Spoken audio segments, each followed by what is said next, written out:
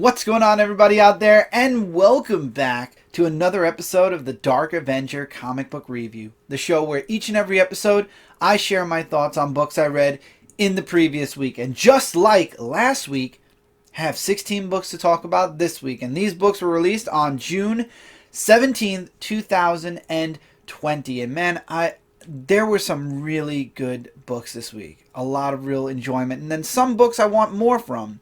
And I think that's a great way to start it off. Let's waste no time. And I'm going to be kicking it off with Wynd, W-Y-N-D, issue number 1. It's written by Tynion. So I was like, okay, I'm interested. I've got to try this out. I want more from this book. After reading this first issue, I feel like we got the premise. It's a kingdom. This boy, Wynd, possibly might have magic within him, because there are certain people that are not allowed in the kingdom with pointy ears because they have magic. Magic has been ruled evil and bad, and it's tainted blood, blah blah blah. You know, the whole spiel of magic is not allowed in this kingdom, or else you will be killed or kicked out of the kingdom. And the kingdom is surrounded by other kingdoms that have magic, and magic brings madness, whatever. And Wynd starts this book off with a fever dream of him turning into this like mythical beast. And to me, I believe he's adopted. I mean, I think that's how it is for him. He works in this diner. He disappears off, and you can see that he is, at least this is what I'm gathering from what little bit I've read, he is watching this one guy I think he has feelings possibly for. And you find out later that this guy that he has feelings for actually has feelings for the prince of the kingdom, believe it or not. And there's this bandage man who shows up, and he's in town because there is a problem afoot, and we find that out throughout the story. And this boy also has a father, not Wynd, the one that he is watching. I can't remember his name off the top of my head. And his father and him tend gardens for the kingdom, and they keep out all the magical creatures that can be created within the garden. And he's, like I said, he's friends or more with the prince. And there is a moment in there where the prince and him are talking, and you find out what's going on in this conversation, as well as the prince has a secret that he wants to tell him. And that's where the book leaves off. And that's why I feel like I need a little bit more. I find the artwork interesting. It's what you see on the cover, and I feel like I'm going to give the next issue a try, and hopefully we'll get more that develops. I feel like I got introduced to the characters that we're going to be seeing in this book, but all I see is a lot of people who are in love with one another, or a love triangle that possibly might happen at some point, or a friendship triangle. I don't know. And that's what I mean. See, I'm saying a lot of I don't know. Maybe I missed something. I don't feel like I did, but I'm looking forward to reading the next issue where maybe more will be explained. It was an interesting issue, and I know a lot of people will be interested in this book, so definitely something to check out. Next, we have Lady Zorro, issue number 1. This is written by my good friend Pat Shan, so y'all knew I had to read it. And this is really a one-shot because it leads into another Lady Zorro series that is going to be coming out in the future. So it's a standalone story. Lady Zorro is in this desert, and there is this tribe where the leader was taken and disappears. But in reality, he was taken by this priest and killed because the priest wants to gain this power, this magical power, that will give him abilities and cleanse the land. He's crazy. This priest is crazy. But it's true, and it does work. And Lady Zorro happens across this tribe, and she's there to help. And all throughout the book, you get a lot of her internal dialogue about how she's Zorro. It's not the Zorro that we grew up with. This is Lady Zorro. This is years later.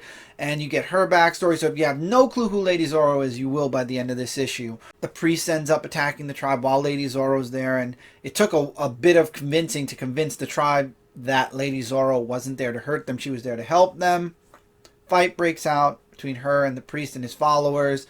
Obviously, we all know Lady Zorro wins. There's this little girl who has this ability to her where she can see into people, and she can tell when people also die because she can no longer feel them. I'm not going to spoil the ending of what happened to the priest, but it ends on a Lady Zorro saved the day, and now she's moving on. But in saving the day, it impacts her in a way that's leading into the next series. Again, I feel like I wanted more when I finish reading this book. But in this case, it's like it's to get you prepared for the next arc, for the new arc that's coming. And I feel like this book did deliver that a lot with really nice artwork. The story definitely gripped me, and I'm looking forward to trying out the next Lady Zorro book that comes out, as long as it's not a hectic week. I've read Lady Zorro once before, and it fell middle ground for me.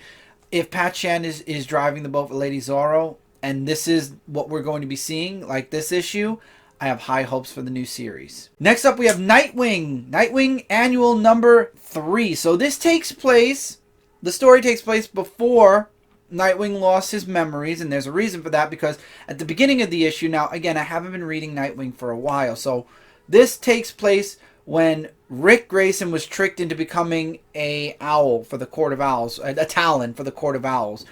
And this agency who's watching Bloodhaven notices that this Talon has familiar ability, a familiar stance and way about him. They have it on record, but for us, it's going back in time to when they came across Nightwing. A Nightwing battle between himself and Blockbuster was going on for Bloodhaven, and they got involved because Nightwing was about to be so. They got involved and saved Nightwing and wanted to bring him into their group. They wanted him to become one of them, and he turns him down. He thanks him for helping him, but now he has to get back to Bloodhaven and stop Blockbuster. So a team-up happens between them and him, and again, read the book. And it goes back to the present where they're like, somebody has to be controlling Nightwing, because there is no way he'd be a Talon. And now you see that, okay, we're going to have to keep an eye on this, because Nightwing might still be in play joining them at some point because he became a Talon. Maybe they could convince him to join them. I don't know. The only reason I feel this annual is important to talk about is because this could lead into a story down the road when Dick Grayson's back, and we all know he's going back to Gotham at some point to probably remember who he is and get his memories back. But eventually, when he goes back to Bloodhaven, or maybe even in Gotham, these characters in this organization might play a role later on down the road in the main Nightwing series, which is why I read it, and I thought it was a really great read. I love the artwork in this book. It was nice to read a Nightwing book again. I have to stress this for you guys at DC. It was nice to read Dick Grayson as Nightwing again. As in, let's get this Rick Grayson stuff over with and get back to actual Nightwing stories. You know, Nightwing, Dick Grayson. Yeah? How about that, DC? Can we get Nightwing back now? Because, I mean, I don't know. This was a really good book because it had Nightwing in it. Just saying. Excellent, though. It was a really fun annual this week. Next up, we have Young Justice issue number 15. Thank you, God, this is over. It took 15 issues to get to this point where they bring Superboy back. He's back, and they capture the woman, of course, and she explains to them about the multiverse and how Superboy got in the way, and they were doing illegal stuff, and basically, long story short, they call the FBI and have her arrested. But not before Superboy almost snaps. I love this moment where he's like, you know what? This isn't my world anymore, you're saying then, because I left before this cosmic change. So everybody has been influenced except me, so I might not even belong here anymore. So in sending me out into the multiverse, you showed me who I really was. And this was hinting towards, again, if you don't know Superboy, this issue explains Superboy, the clone of Superman and Lex Luthor. And it looks like he's about to say, I'm fine, you know, this is my world. I'm just going to kill you and be, you know, free of everything. But in reality, he stops himself and says, thank you, because you made me realize no matter what happens, my friends will always find me. And my friends will always come finding me if I'm lost. And she goes off to jail. And we find out that, now obviously Connor wants to reach out to Clark again. I mean, Superman, we haven't seen, you know, them reuniting yet, which we will. Unfortunately, it'll be in Action Comics, which I'm not reading, and it won't be in the best of artwork either. So hopefully we'll get something in Young Justice as well. But then we find out that Bart knows more than what he's saying towards the end of the issue. But also we have the Wonder Twins who decide we're going to bring Young Justice back, and they're going to call it Young Justice League. That doesn't sound too, I don't know, it just, when I read that, I was like, Young Justice League? The whole point of Young Justice was them breaking away from, it's like Teen Titans. When they made the Titans a faction of the Justice League, it didn't work. That's why Titans went down. Why Young Justice League? it bears the same possible issue in the future. But what I really like was they brought everyone in, so it's going to be like a Young Justice Unlimited. So I don't know. I kind of would have liked them to rejoin the Titans. It would have been nice to have like the Jeff Johns Teen Titans back again, led by. See, there could have been your little connection also to the Justice League, because they could have been led by Cyborg again, like they were back in the day. But I don't know. When it comes to Young Justice, this series is such a touch and go series. I'm reading it because I'm such a huge Young Justice fan. Superboy, Connor is back and everything.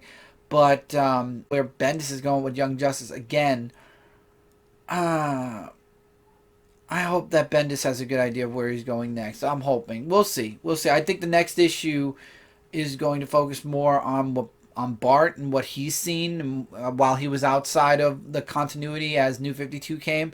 So we'll see. It's hard. When it comes to Young Justice, it's very hard for me to say beyond it's an average read at best. I know most people have already dropped Young Justice. I'm sticking around for Superboy, but it won't take much to deter me off of this book at this point, because we're at that point where it's like, if Bendis doesn't give me something, I have nothing left. Drake didn't agree with. Young Justice League now, it's falling apart, I feel, in a way. And I hate that. So hopefully they'll fix it. Ghost Spider, issue number 10. Digital only series. And possibly, spoiler alert, this is your spoiler alert of the episode, possibly the final issue of the series. So, Gwen teaming up with Sue and Johnny Storm in her world to be the superheroes of New York. We then find out, we go back in time, we find out a little bit more about Sue and Johnny.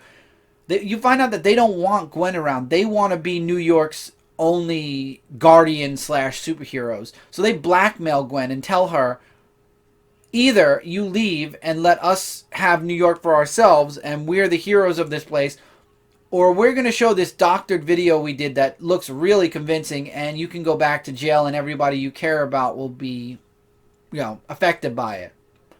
So Gwen makes the ultimate decision. So what now will happen with Gwen, because she's going away? And I have a feeling when she says she's going away, that means she's going into the main Marvel Universe, which would explain Outlawed finally, how it impacts her so much, because she tells her father she's going away and she's going to be gone for a while. Obviously, I think it's going into a new volume, which hopefully will be physical.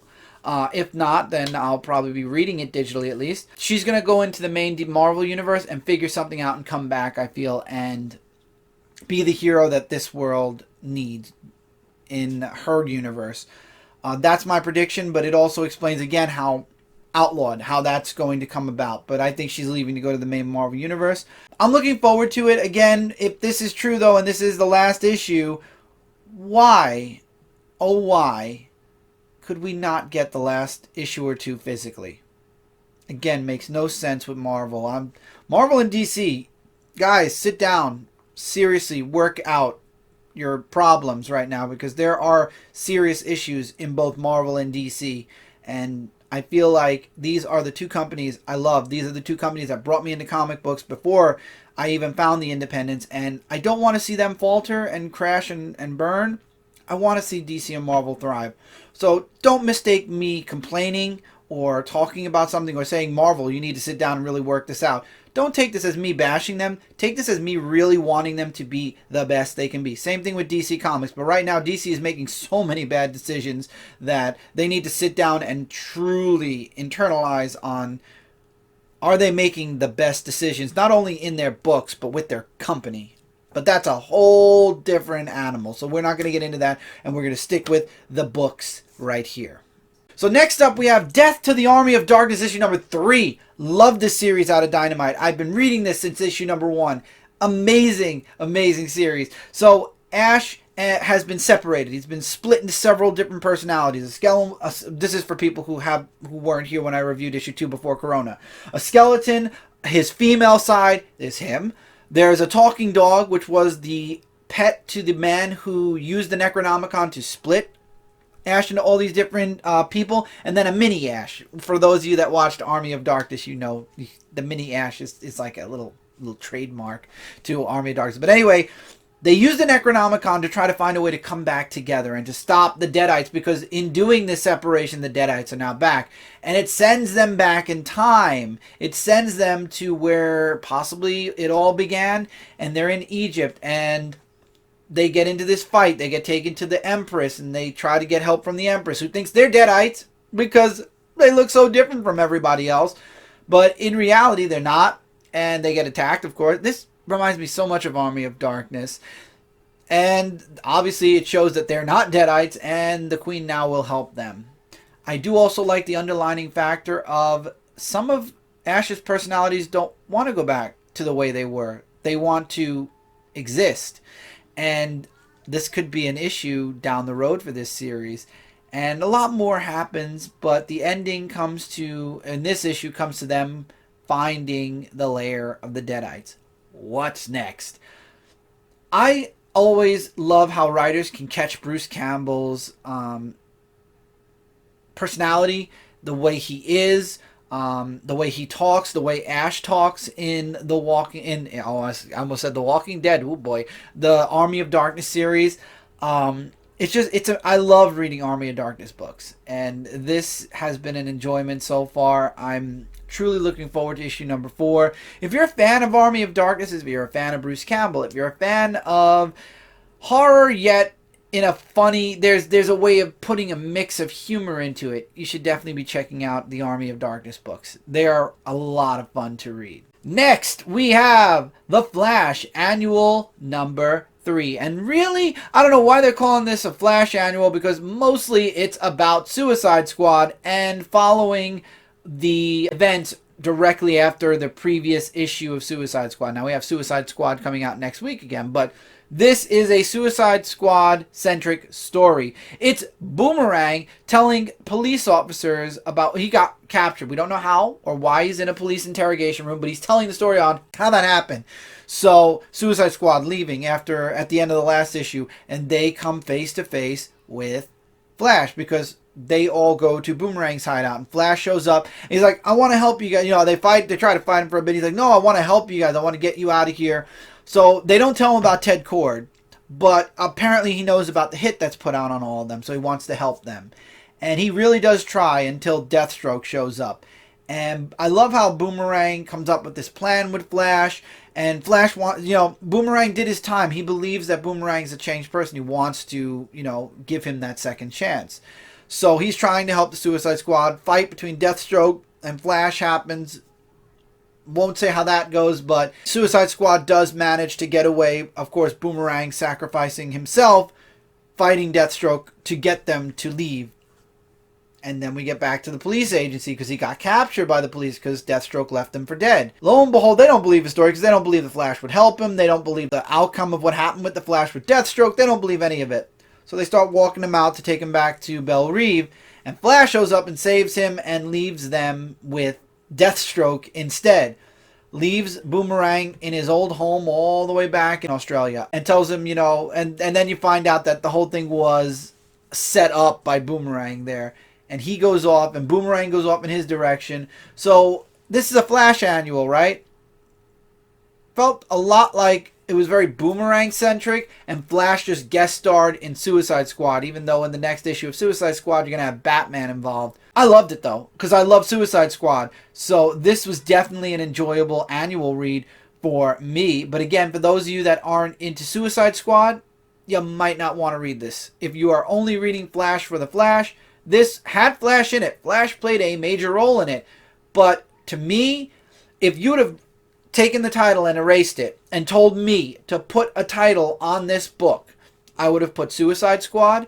I would have put Captain Boomerang One Shot. I mean, Flash would have been like the last type of title I would have given it, because while Flash is in it, it was very much about the Suicide Squad, which it says it on the cover too, to be fair. So just understand, getting this annual, you are getting more of a continuing story with Suicide Squad that just has the Flash involved. But it was great. Artwork was good. Story was fun to read. But again, remember, it has that involved. Another Marvel digital only now series, and that is Valkyrie Jane Foster issue number 10, the grand finale. Of course, the last issue had to go digital only. This is the final part to her versus Tyr, Tyr. I'm sorry if I'm saying his name wrong. And he has I forgot what the entity was. He attacks their home. And Jane no longer has the abilities of Valkyrie because Tyr stole her weapon, which is the Valkyrie's weapon and where all of her abilities come from. So they end up fighting. She ends up getting hurt, but twist of fate, by her own weapon, which then refuses to her. She becomes Valkyrie, and the day is saved through a method that I'm not going to spoil here. And the series, the arc, everybody, all goes back to normal. She brings the entity back to his prison, and all goes back to peace. Is this the last issue, though? Because if with Spider-Gwen or Ghost Spider, that's the last issue. Now, I don't know if that's the last issue, but both of these series ended. I don't know if, and again, I haven't checked previews yet, but I'm wondering if the rumors are true that Ghost Spider is ending to go to another series. So, question now becomes, if Ghost Spider is ending, is Jane Foster, Valkyrie, ending? And will it be coming back in a new volume? Or is Valkyrie, Jane Foster ending, period? Be really sad to see both of these series go. Now, again, Ghost Spider's coming back with a possible new team, maybe the same team, but it's coming back in a new volume. Will Valkyrie, Jane Foster do the same? I hope so, because I really do enjoy this series a lot. Art's amazing. Only drawback, once again, just like with Ghost Spider, it's a digital-only book, and the only way to get it physically now would be to get a trade paperback, which is probably what I'm going to end up doing, or a hardcover that will collect the first 10 issues. Next up, we have Birthright, issue number 44, the fight between Mikey and Lore. That is this issue. From cover to cover, where you do get to see Brennan for a little bit. You do get to see Brennan doing some magic for a little bit. But this is the fight that we've been waiting for 44 issues. And it was a good one. One that I am not going to spoil because the ending, the ending was excellent. And by the way, do get the main cover, because I will say this. The main cover has Mikey and Lore facing off, and there are word bubbles in it. When you turn the page and get to the first panel on the cover, there's like a ... and then you open it up, and the first page is Lore continuing that dialogue. That was awesome that they use the cover as the startup to the fight that goes right into the first page. Brilliant. Loved this book. The action was off the hook. Amazing. I loved it. And I love how Lore tried to get into Mikey's head, and it just wasn't working anymore. Because Mikey said, I was connected to you too, dude. I know what you're thinking. I know what you felt. I know everything.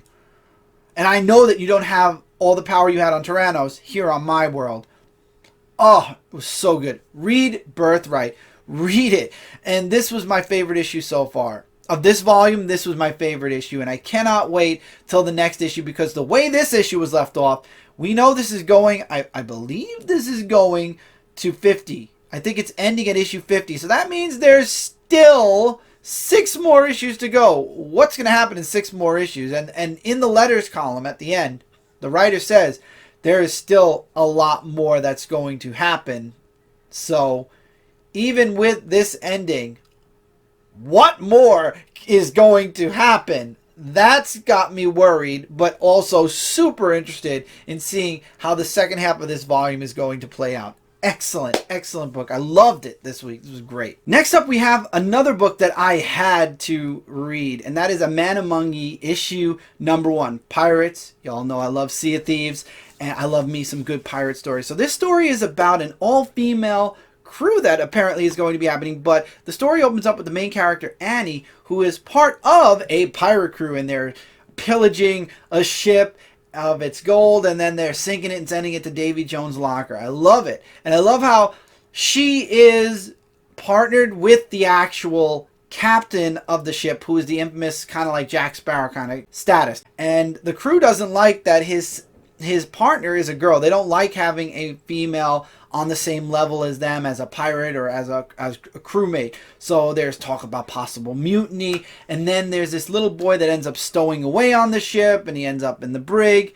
And I love the dynamic. We get to see her struggles on the pirate ship a bit, and we get to see how the crew thinks about her, her relationship with the captain. We get a little bit from England, I believe it is, where you get a backstory about this guy who wants to kill the captain because the captain stole from him and then left him a scar. This is some really good, really good setup.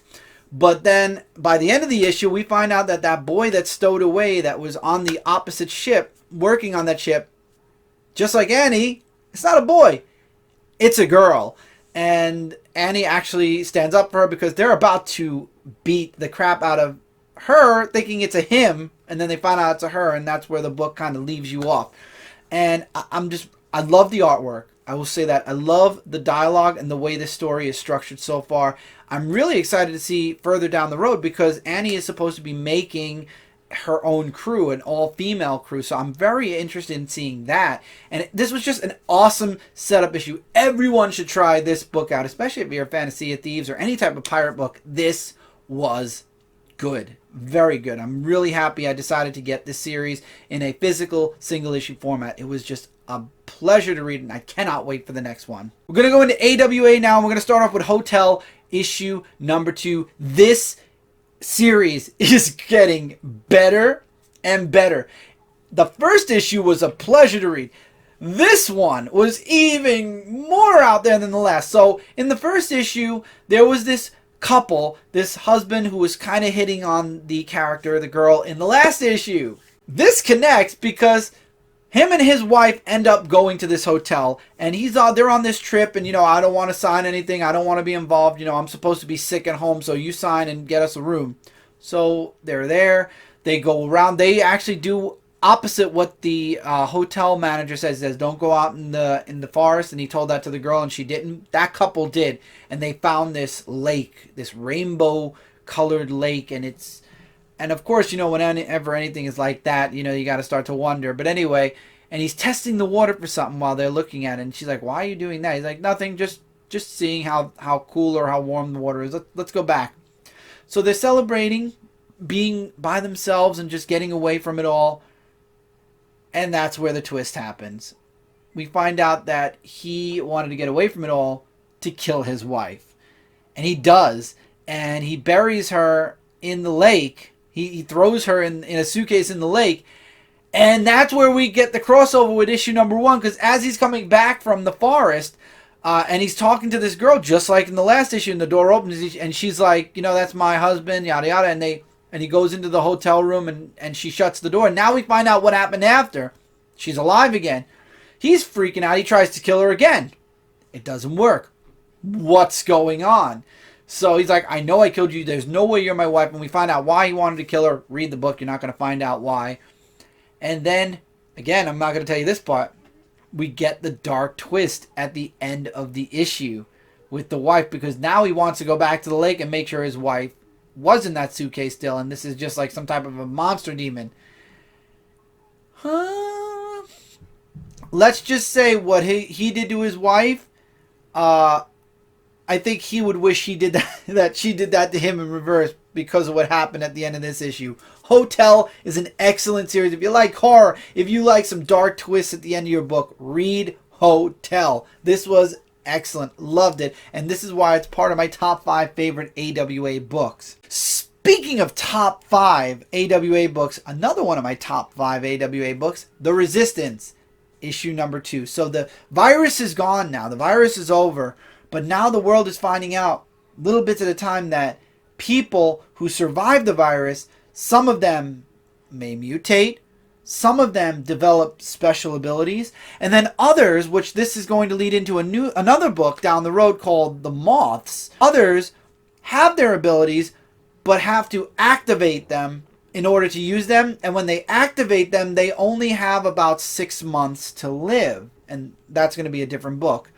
And I like how this book is kind of the branch out of all other things that are going on in this world. And I love how you get to see, throughout the book, you get spotlights of characters and their different abilities. One person's invulnerable. Another has like super hearing. Another has super strength. Another one can't be hurt at all.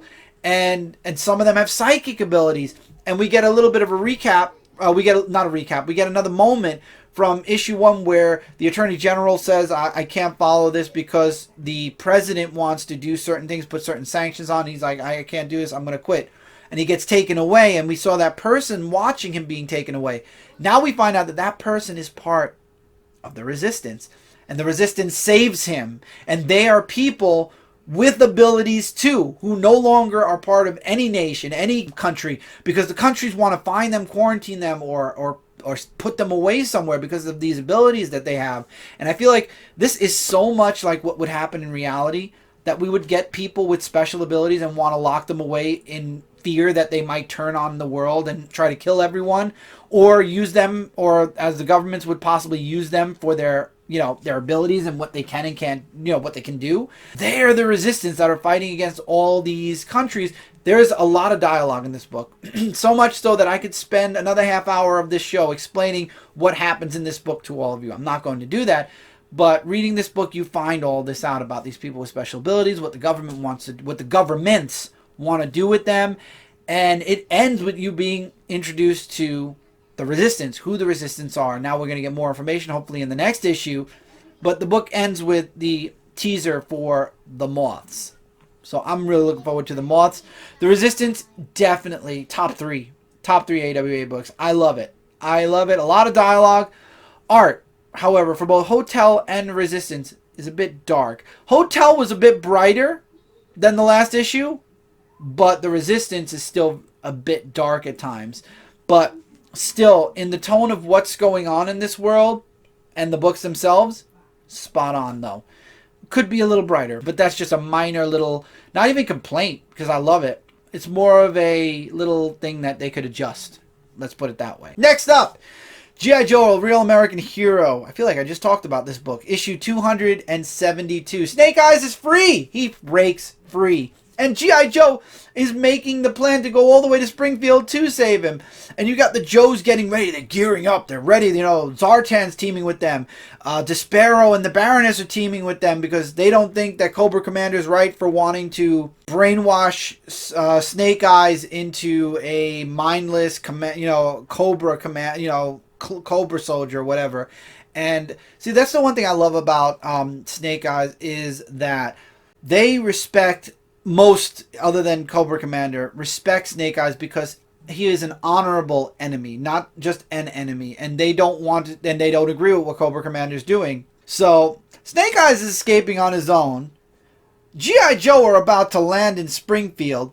What's going to happen next? There's a lot of dialogue. I love how he was able to knock out the guard that was like, I'll shoot you, I will. And she's just out because of a ninja technique. Excellent. The art in this is beautiful. The back and forth with the Joes, love it. Love how they're really hating, but at the same time having to team up with Zartan, Despero, and Baroness, who, by the way, Despero and Baroness will not go up against Cobra Commander, but they will give their soldiers, or certain soldiers, to the Joes to use to save Snake Eyes and then leave. I feel like a betrayal might happen before the end of this. There's still 3 more parts to go. This is a fun read, though. I'm really enjoying it. It's just, I'm going to laugh if they get to Springfield and you just see Snake Eyes walk out of there, have Cobra Commander and everybody, like, knocked out or locked up or whatever. It's really good, though. I've really, truly been enjoying this arc. It's a 10-part arc. So if you want to start this, you got to go way back. You got to go back about 6 issues, but is it worth it? Absolutely. If you can get your hands on every issue, get it. You will love it. Next, the final issue to Mighty Morphin Power Rangers and TMNT. Issue number 5. The fight with the Megazord. I love how Donnie was able to get Metalhead and turn him into a Zord as well. And the Megazord and Metalhead combine into a new Turtle Megazord, which they're able to fight off Shredder. They're able to fight off Bebop and Rocksteady, and Shredder escapes. And the Turtles and Power Rangers now have to figure out how to find Shredder, how to get Tommy his abilities back. And Donnie and, of course, Donnie and Billy are the ones that figure it out. And they go up against Shredder. Tommy gets his powers back. I'm not going to say how. He gets his powers back. They fight Shredder. Rita takes Shredder away to, I'm not telling y'all where, but it could lead into a sequel possibly if they wanted it to. And the day is saved.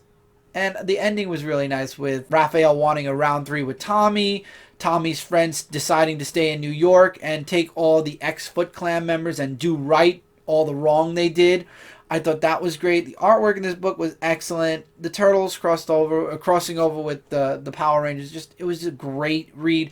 And again, like the Batman stories, this doesn't take place in the main Turtles universe. So you won't be seeing this in any of the IDW TMNT collections, unfortunately. However, it's nice to know that if Boom wanted to, we can get another sequel, and this universe Turtles could cross over with the Power Rangers again. Because as you all know, Shredder, Splinter, we know what's happening in the main universe of the Turtles right now, where Splinter's dead and Shredder's on a redemption. So this is definitely outside of the main Turtle universe. I really hope that they make a sequel for this. It was really fun. The question is, which Ranger team will it be if they do a sequel? And if it is the same Ranger team, will it be them going to where Rita and Shredder went at the end of this? I'm very interested in seeing if they do that. If they don't, this was still a great crossover. Something Turtle and or Power Ranger fans should read. Great ending. Next is a digital only series. I'm going to say for now because this could show up in a trade paperback later, and that is DCeased, Hope at World's End, issue number 3. This time it focuses on Wally West and Central City. So the disease is now spreading through Central City. Wally is trying to save as many people as he can. He and Max Mercury and Bart, and I forgot, Jessica, is it? I think it is, who is another Flash. They end up saving as many people as they can, and they figure out that they can't keep the people on this world. They need to use the cosmic treadmill and get them off that world. And they're able to do that, but Bart ends up getting in trouble. And this is a spoiler, but again, this is a digital only book, so I'm going to give you guys one more big spoiler because this is Hope at World's End anyway. And this is the lead into the new DCeased series that's coming very soon. To save Bart, Max gets hurt, and he is about to turn. So he and Wally run through the Speed Force after getting to the other world. Of course, they all escape to where they sent all the other people, but now Max Mercury needs to be ended or else he's going to turn. And through the help of him and Wally, he is able to run into the Speed Force and basically evaporate within the Speed Force, and he's gone. He dies. He disappears into the Speed Force. And now that leaves Wally and the other refugees, wherever Bart, and Jessica took them. This was an excellent... DCeased is definitely something. It's its own beast, and it's so good. This one with Wally, and I love how they had that little nod to when Batman was infected by Nightwing, because Batman tries to talk with Wally, and Wally tells him he's too busy, he's going to save the day, don't worry about it. And he'll to tell Dick to be careful.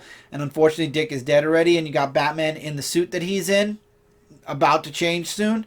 So I love that little nod back to DCeased the first time, the first volume. It was really good. If you're not reading World's End, hopefully it'll come out in trade later. Hopefully it'll end up in a trade later. Maybe the DCeased 2. Maybe if they make a absolute collection for the first 2 volumes, they'll put this in the middle of it. I do hope that they release this physically at some point. It's just been a real pleasure to read. Each issue so far has focused on somebody else, and it's really, really good. Last up this week, but not least, and I know a lot of people are going to be talking about this, going to want to hear thoughts on this, Dark Knight's Death Metal issue number 1 with so many beautiful covers. I had this on my top 5 favorite covers. The Art Germ cover is gorgeous. If you've been reading Justice League, there is a part where they go into, at the end of Snyder's run, they go into this portal, and that's where his run ends. And a new arc completely begins in Justice League. However, it's said to be continued in Death Metal. And that is what also Hell Arisen led into. Perpetua is now with the Batman Who Laughs. And they are in the Dark Verse. That is the Dark Multiverse. And in the Dark Multiverse, chaos reigns supreme. So, Doom reigns supreme, because that's what powers Perpetua. So, she's there. He is now in Luthor's place, like Luthor was during the Year of the Villain. And now Batman has we don't know how yet. We know that the Justice League failed, and Wonder Woman was the last one to fall. And she is working in his prison and doesn't fully remember what's going on. She doesn't know how she got there, or at first you think she doesn't. And new prisoners come in. So anyone who wears a bat symbol other than the Batman Who Laughs is either thrown into a pit or jailed. And somebody is brought in as a prisoner. And they bring him to the pit. They put him in the pit. And that's where Wonder Woman is starting to communicate with Batman again. And it's like, we need you to remember. You need to fight against what's going on because, you know, we have to win. And then you find out that Wonder Woman remembers. And she's like, we can't just win our world back. We have to win the entire multiverse back. We can't just bring one world back. We have to free all the worlds. We have to put everything right again. So Wonder Woman wants to fix everything. Batman just wants to stop the Batman Who Laughs and fix their world because there's really, he doesn't want to take the chance that saving everyone might cause a problem, but Wonder Woman doesn't want to hear it. And we find out that that prisoner, and this is where I think Wally's going to be playing a big role. Spoiler, it's Wally. And it's him off of the cosmic chair now. Could this death metal series be the redemption for Wally, as well as the end to the Batman Who Laughs and the Perpetua stuff? I don't know, but there's a lot of really cool stuff inside of here. I don't want to give too much away, other than that Wally shows up, Batman shows up, big fight breaks out, and I'm not going to spoil the ending, but the ending definitely leaves you with, oh, so we're going to do this in issue number 1. Okay, this is going to be a crazy ride. And I love the opening and closing with Sergeant Rock. For those of you that don't know Sergeant Rock, that it's a harken back in the, what was it, 60s and 70s. And he does show up here, there, and everywhere after that. But he's like an older DC Universe character who explains to the reader what's going on currently. And then at the end of the issue, he is found by Batman, and he's like, it's time to go away. And you find there's a little twist with Sergeant Rock. But you got to read this first issue. I liked it. I was not a fan of Dark Knight's metal, death metal. If this is what we're going with here, if this is what you guys are doing, the way you ended or set up the end for issue number 1, if we're going to take this route, oh, I'm on board all the way. I am 100% on board all the way through death metal, which is the big ending to the Year of the Villain and other things possibly. And it's going to be world change. It's going to be world affecting. Let's put it world affecting. Let's say that. It's going to affect the entire DC Universe by the time this series is over. I'm on board. This was great. Beautiful. And the artwork, Greg Capullo. Oh, you can't top. Greg Capullo's artwork for this just fits with Scott Snyder's writing beautifully. Just like when it was Greg Capullo and Scott Snyder on Batman. I love this first issue. I thought it was amazing. I can't wait for the next one. I really can't. I can't wait for the tie-ins to it as well. But with that, that is it for this review, everybody. Before I go, check out all the new videos that I've posted all throughout the week. All these videos are edited by my good friend JD, the Media Jack. Link to his YouTube channel will be in the description below. And yeah, that's about it. Look forward to a couple of other videos coming out. Top 5 and most anticipated. Both are back on the weekly schedule now. And we got Comic Book Weekly Tuesday, Dark Avenger Live on Friday. And maybe some surprises in between. But till then, I guess there's nothing left to do here but to cue the outro. Hey, did you enjoy that video? If you're new, consider clicking that subscribe button for more. Also, click that notification bell to be notified when live streams and videos are posted. Give this video a thumbs up if you liked it. Come over to Facebook.com and join the Dark Avenger Nation to continue the conversation beyond YouTube. Don't forget to check out my website, ShootingStarUniverse.com, for all the content I do across the web. And for anything else, check the links in the description below. And as always, take care, keep reading, keep collecting, and I'll see you really soon in the next one.